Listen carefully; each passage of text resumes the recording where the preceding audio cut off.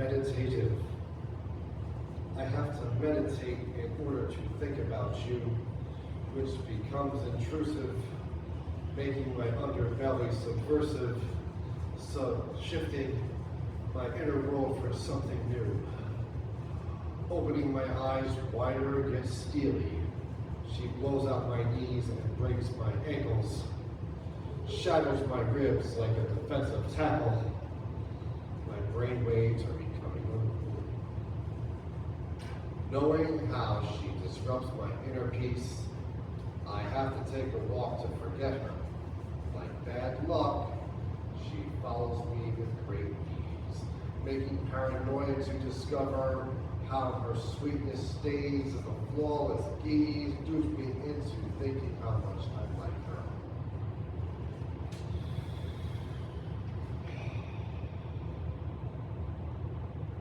My wake-up call.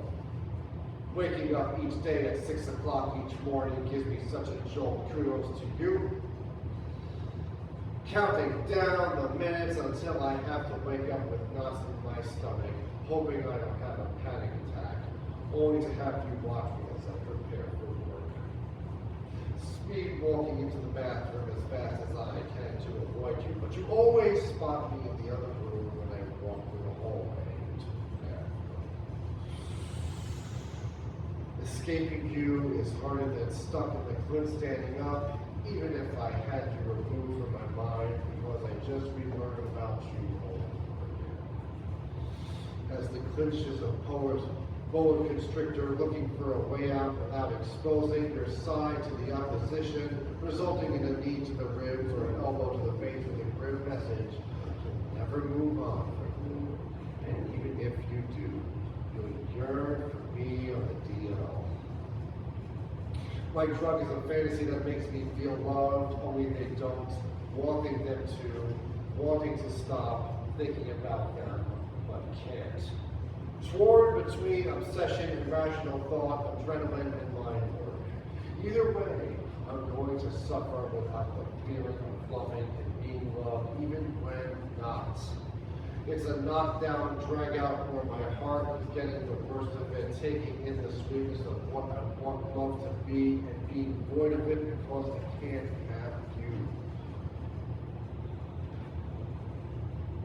Want. Now, this is something I read. It's a little longer. It's the title essay of my other upcoming, which should be out tomorrow on Amazon, but I have some copies if you want to take a sneak peek. Confetti. Confetti is the last thing you would see at a funeral. Nobody celebrates a person's life with a festive piece of material. Instead, they will weep. They tell stories about their deceased loved one. They reminisce about the good old days. They talk about what a good person they were. They talk about how talented they were. No matter how special they may have been, there will be no confetti.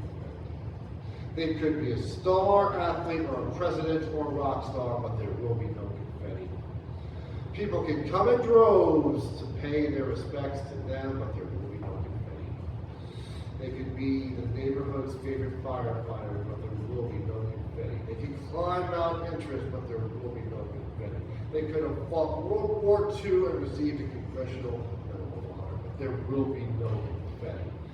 They could swim across the Atlantic and back, but there will be no confetti. They can hoist a Stanley Cup, but there will be no confetti.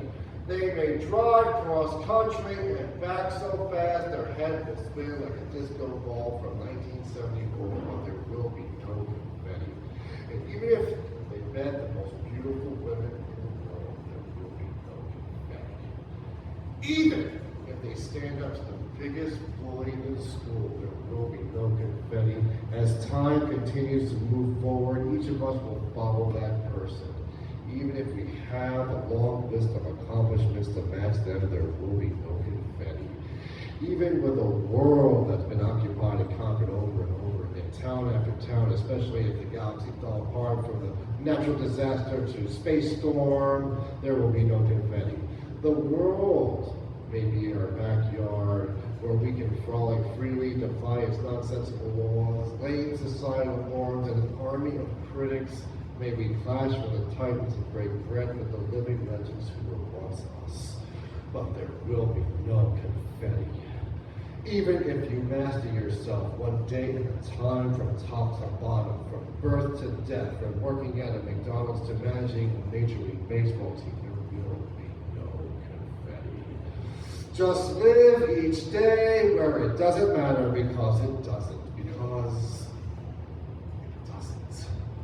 Confetti is fun to have at a party when you're celebrating a special occasion. People don't want to be rained on unless it's with confetti. No one wants to go outside when it's raining, whether or not they have an umbrella. Only when it's sunny outside do people spend their day out enjoying it. Children will frolic in the park if they're not too occupied with their electronics. Adults can run errands with ease, free of concerns about the weather. As for confetti, it would be more festive and celebratory. If it rained a lot of it in the beginning of each and every day, life would become a more thorough celebration. Party favors are not explosives. We as a society sometimes fail to realize that each day is a gift. Even if it's the worst day of your life, maybe confetti can be useful after all. When you wake up to start that day, when you get home and jump into bed to end it, maybe confetti can be the icing on the cake of a person's day, even if it's bad. Pain is prologue as it leads to a more powerful place where if the power that decides to reward you, confetti, may be part of your life, glamour or no glamour. Sometimes pain leads to bad things though. It can either be passed around as your mood can be contagious to others, or you can put your mind aside and make things better. Or you can get mad about it anyway and then get over it. As for celebrating life, it needs more than a happy face and a positive attitude. Sometimes for survival, it could use an angry face and some fist-shaking angst. Life is hard enough as it is, where we all suffer and die on the inside, we unleash a fury that most people don't understand on the outside. In this case, if that doesn't scream of confetti celebration, it surely screams a release of tension that can benefit us in the long haul, which can also save our health. The life people lead is a mystery to others who witness their action, and as they may do certain things that are questionable, there is a certain motive that they may have that makes them who they are. Some people may take several hours out of their day to work on a certain skill to cover up a flaw, like weightlifting, and to improve their physical appearance, which may help improve their self-esteem. They may be insecure about that part of themselves and may want to live a healthier lifestyle, whatever it may be. But it still won't lead to a world of confetti coming down on them for fighting obesity. Confetti is something that we can live without. It's okay to celebrate the good times without the need to be overly agitated. Because most people don't feel the need to celebrate the success of someone who's made $10 million with a cheesy popcorn movie. His whole life must be overflowing. In every nightclub he sets foot into. Although life needs to be celebrated one day at a time. Even one day at a time. Living with the need for approval and praise, expecting to have confetti come down on you all the time. In reality, rain or harm does instead, especially if they hate you. Overall, confetti is the last thing we think about when we're celebrating. While there are people who expect those types of things to happen, all we should expect to have happen to us is that we're able to survive a rat race, that we have all of a pipe dream of working our way out. A small percentage of this world may be able to sneak their way out of this trap. If anyone is able to accomplish this feat, maybe, just maybe, they might get their confetti moment. Otherwise, forget it. The confetti moment that we all will be getting is more rain, living in complex societal paradigms that will never give us the life we want. And just for being idealistic by nature, maybe we do deserve worse. Bill, kids, I read this at the open mics with Nancy and Phoebe, and the Atomic, I forget the name, the Atomic Wranglers, one of the band members asked me, are you thinking of getting it all? No, but that, when I read this for the first time, this was something I'd written almost over 4 years ago at Ellen Lytle's workshops in the fall of 2021.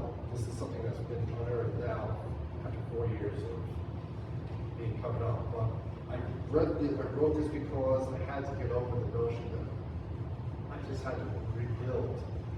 My 2021 was a year of rebuilding. We just went through COVID.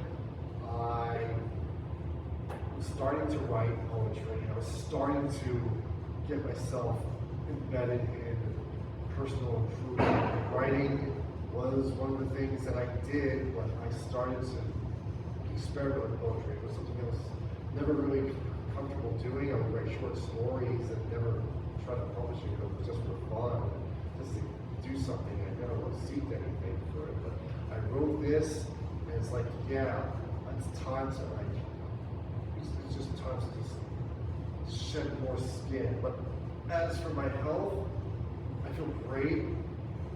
I got some copies of Confetti out, right? It should be on Amazon. I bought a big Western beef bag of stuff if you need to go through if you want to buy something. And you can also follow me at Stapleton Tom on Instagram, Tom Stapleton on Facebook, and TA Stapleton on YouTube. Guys, it's been great to be here. After this, we'll definitely talk more, and there'll be more confetti for us down the road.